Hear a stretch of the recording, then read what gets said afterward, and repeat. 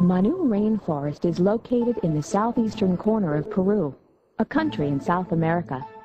Manu is the largest national Plants park originating in both North and South America.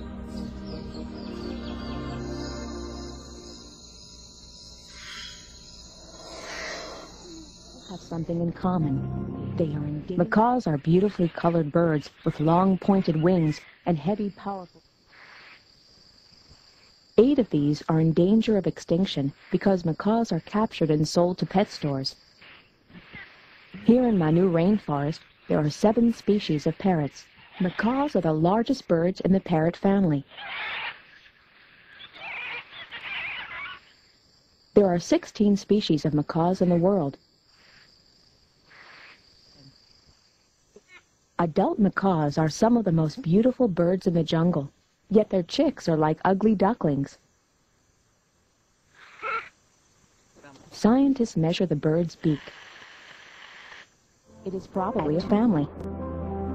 Many macaws are taken from the forest and sold to people around the world to looking like a brightly colored full-grown adult.